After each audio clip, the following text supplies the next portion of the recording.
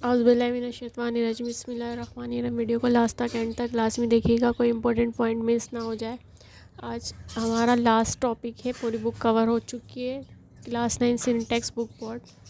Cardiovascular disorder. Cardiovascular disorder जो है ये हमारी एक्चुअली कार्डियो मीन्स होता है हार्ट, वास्कुलर मीन्स वेसल्स।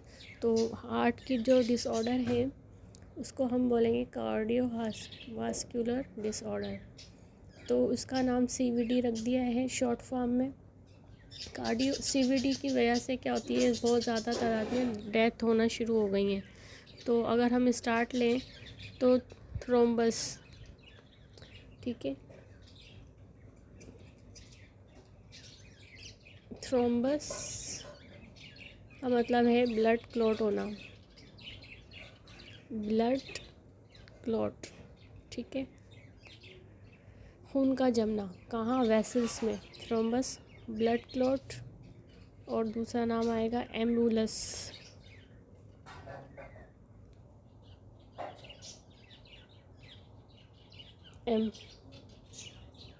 एम्बुलस इसका मतलब है जो क्लॉटिंग हुई है वो क्लॉटिंग जो है स्टार्ट करेगी मूविंग, ठीक है, स्टार्ट मूविंग। अब ये जो ब्लड वेसल्स जब वो क्या होंगी, ब्लॉक होती हैं, तो उसमें भी फिर दो तरीके होते हैं। एक तो ब्लड में जो है प्लग जो जमा हुआ है वो मूव करेगा और एक जाकर स्टॉप हो जाता है। कि अगर हम बात करें कि थ्रोम्बस में हमने क्या पढ़ा, थ्रोम्बस का मतलब होता है ब्लड क्लॉट, और एम्बुलेंस का मतलब होता है ब्लड क्लॉटिंग जो हुई वो मूव कर रहा। अब यहाँ पर अगर एक ब्लड आके क्लॉट हो गया है, ठीक है, तो उसको तो हम थ्रोम्बस बोलेंगे कि किसी भी आर्टरी में आके वो स्टॉप हो गया। अगर यही क्लॉट जो है आगे मूव करना शुरू कर दे, मूव करे, आगे जाके कहीं स्टॉप हो जाए, बस मूव हो रहा है,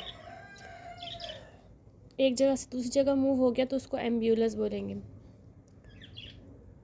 अगर हम देखेंगे जैसा कि ये हार्ट है और ये हार्ट में हमने पढ़ा था यहाँ से कॉर्नरी आर्टरीज भी अराइज हो रही हैं और यहाँ पर इसके पार्ट्स थे, ठीक है ना, 4 चैम्बर थे जो हम पढ़ चुके हैं। आप इससे पहले वाली हार्ट सर्कुलेशन और हार्ट वाला टॉपिक पढ़ लीजिएगा, देख लीजिएगा। तो अब यहाँ पर आप देखें तो इसमें से बहुत सारी बारीक बारीक नेटवर्क अराइज हो रहा है।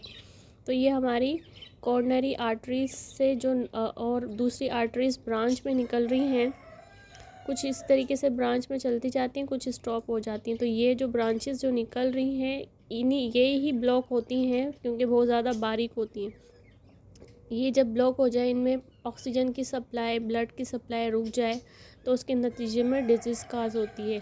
तो उसमें अगर अब जमने की बात करें तो हमारे पास क्या होता है कि फैटी एसिड या फैट जमा हो जाता है, जिसको आप क्या कहते हैं, एथेरोस्क्लेरोसिस, ठीक है, फैट का जमना। इस तरीके से वेसल्स में ये फैट जमा होना शुरू हो गया, फैट का जमना क्या कहलाएगा, एथेरोस्क्लेरोसिस। क्योंकि और फिर यहाँ पर आप देखें ब्लड की सप्लाई रुक जाएगी।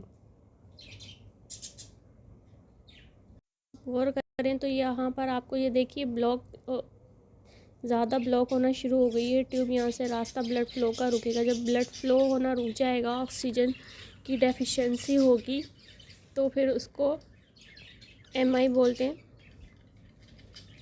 मायोनल इन्फेक्शन। अभी आगे हम पढ़ेंगे इसकी डिटेल, ठीक है।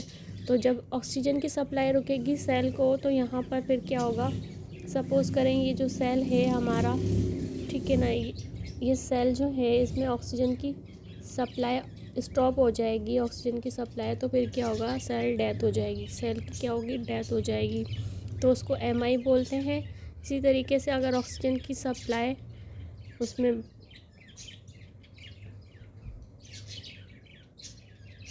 इसी तरीके से अगर ऑक्सीजन की सप्लाई ब्रेन में रुक जाए, तो फिर आप उसको क्या बोलोगे, स्ट्रोक, ठीक है।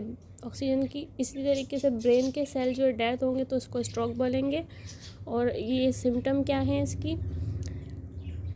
यहाँ पर अगर हम देखें तो इस तरीके से आप देखें ये ब्लॉक हो रही हैं वेसल्स, और जब इस तरीके से कंडीशन होना शुरू होती है तो हमें क्या होता है, एंजाइना होता है। एंजाइना आप पढ़ चुके हैं, ठीक है, ये 8 क्लास में भी पढ़ चुके हैं एंजाइना।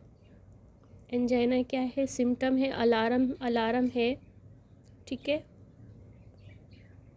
किसका हार्ट अटैक की सिम्टम है कि इंसान वो परहेज़ करना शुरू कर दे और अपनी फ़िज़िकल एक्सरसाइज करना शुरू कर दे। तो इसको कंट्रोल करने के लिए एक्सरसाइज करें, फ्रूट्स वगैरह का ज़्यादा इस्तेमाल करें। और गौर करें तो यहाँ देखें कितनी बारीक बारीक वेसल्स कोरोनरी आर्टरीज में से भी आर्टरीज अराइज हुई हैं, ब्रांचेज हैं, पूरा नेटवर्क है। तो ये ब्रांचेज हीट सेल और टिश्यूज़ तक सप्लाई करती हैं, ठीक है। तो अब यहाँ पर इनके कुछ नाम भी हैं, यहाँ पर इनके आप नाम देख लें। तो यहाँ पर ऊपर वाली साइड पर जो कोरोनरी आर्टरी से अराइज हो रही है, ब्रांच निकल रही है, उसको सर्कमफ्लेक्स आर्टरी कहेंगे। और ये फिर लेफ़्ट एंटीरियर डिसेंडिंग आर्टरी कहलाएगी, क्योंकि ये उसी से निकल रहे लेफ़्ट कोरोनरी आर्टरी से, तो इसलिए लेफ़्ट एंटीरियर डिसेंडिंग आर्टरी का इसका नाम है। ये राइट साइड से निकल रही है, आयोर्टा से अराइज हो रही होती हैं, ठीक है ना। तो ये राइट कोरोनरी आर्टरी, पूरी डिटेल हम हार्ट वाले चैप्टर में उसमें पढ़ चुके हैं वीडियो में। तो इस तरीके से फिर यहाँ पर पोस्टीरियर डिसेंडिंग आर्टरी। अच्छा, एओर्टा से आगे फ्रंट साइड पे और बैक साइड पे बहुत सारी आर्टरीज जो अराइज हो रही हैं, इन्हीं का काम है ब्लड और ऑक्सीजन की सप्लाई करवाना। अब अगर हम यहाँ पर देखें तो हमें यहाँ पे पता लग रहा है कोरोनरी आर्टरीज को अगर हम डिफाइन करें तो हमारे पास क्या है, coronary arteries that deliver a constant supply of blood to the heart muscles to start develop fatty plug, ठीक है। कोरोनरी हार्ट डिजीज़ में क्या होगा, प्लग जमा होना शुरू हो जाएगी। प्लग किसको बोलते हैं, फैटी एसिड को, ठीक है। और इस कंडीशन का जो नाम है एथेरोस्क्लेरोसिस, ठीक है। तो एथरोमा से ये लफ्ज़ निकला है, इसका मतलब है एथरोमा। एथरोमा का मतलब है फैटी एसिड, और स्क्लेरोसिस का मतलब है हार्डनिंग, ठीक है।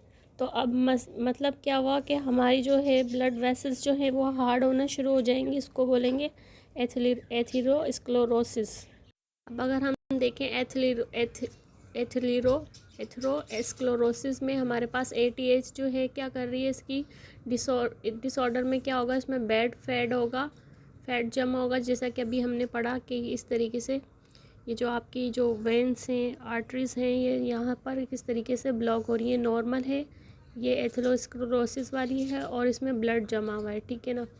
तो यहाँ पर क्या बता रहे हैं इसमें कि लिपोप्रोटीन जमा हो जाती है और कोलेस्ट्रॉल जमा हो जाती है, get deposit in the blood vessels, ठीक है। फिर यहाँ से जाहिर सी बात है जब ब्लड सप्लाई रुक जाएगी और फिर क्या होगा, उसके नतीजे में यहाँ पर सेल जो है ब्लड, इसके जो सेल हैं, सेल डेथ हो जाएंगे। जब सेल डेथ हो जाएंगे तो फिर क्या डिजीज़ अराइज होगी, फिर डिजीज़ अराइज होगी मायोकार्डियल इन्फेक्शन, ठीक है।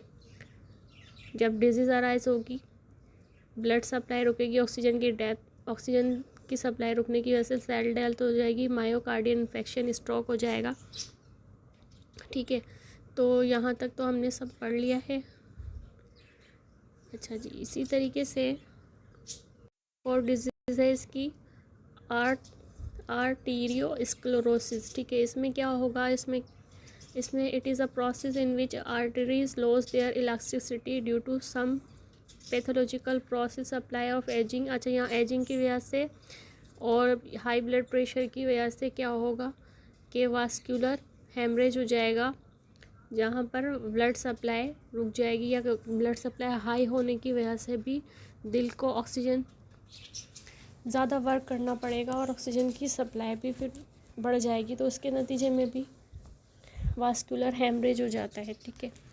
और इसके अलावा मायोकार्डियल इन्फेक्शन जो है उसकी भी 2 टाइप है, नॉन मॉडिफाइड फैक्टर और modified factor. Causes of myocardial infection can be divided into modified. Non modified को बोलेंगे which can not be change.